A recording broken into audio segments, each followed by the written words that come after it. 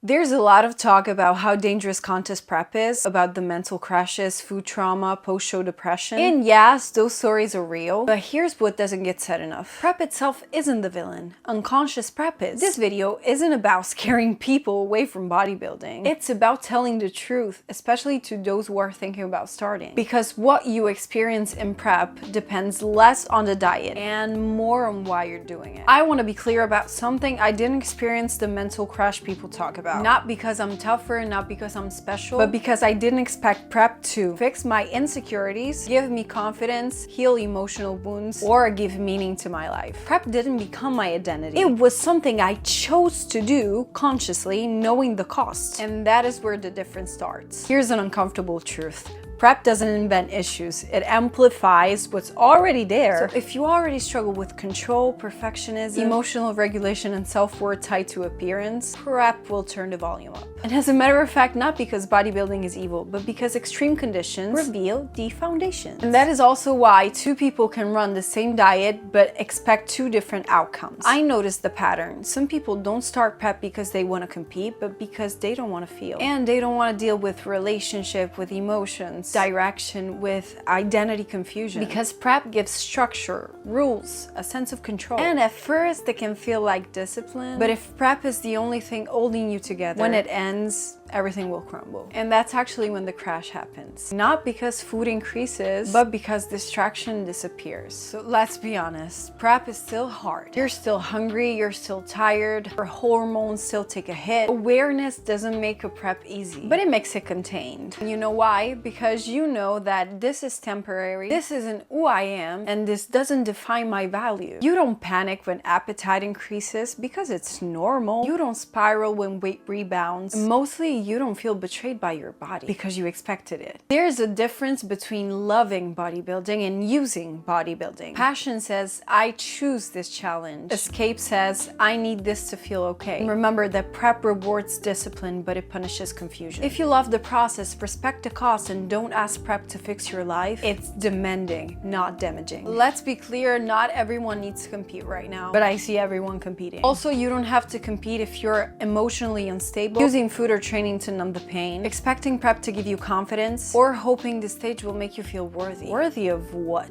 And that's not judgment for me, that's a warning. Because prep takes more than it gives, and only gives you back if you're already grounded. Bodybuilding isn't healthy, it doesn't pretend to be. It's intentional stress. The difference between growth and damage is whether you entered it with your eyes open. And that's the conversation we should be having. Not the prep ruined me, but was I ready for what prep actually is? Prep isn't for everyone, and that's okay. But those who choose it consciously, with passion, clarity, and no confusion, it doesn't destroy you, it tests you. And you know that tests only become trauma when you didn't know what exam you signed up for. There's one more thing I need to say. One last thing. This isn't the only truth about prep. It's my truth. And that matters. Because prep doesn't land the same way on everyone, obviously. As I said earlier, two people can follow the same diet, follow the same training plan, maybe even have the same coach, and they can walk away with two totally different experiences. Some people come out stronger, some people come out damaged, some people come out proud, some people come out confused. And that doesn't mean that someone did it right or someone did it wrong. It means they started from different places. Prep doesn't have one side, it doesn't have one story. It literally meets you where you are. So if you come into prep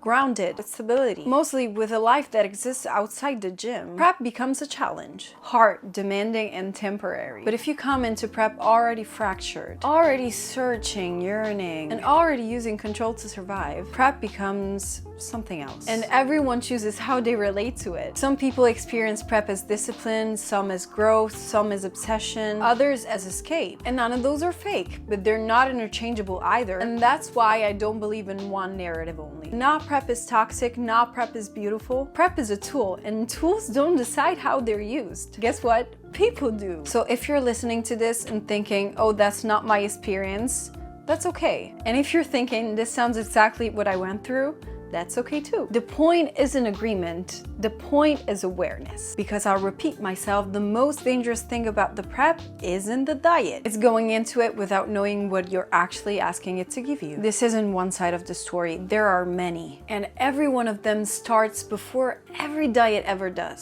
So beware, please. This was Gym Confessions. This was my confession. I'd love to hear more about yours. Write it down in the comments, and if you liked my honesty and want to see more of it, subscribe to my channel. My name is Kiara, and I'm glad to have you.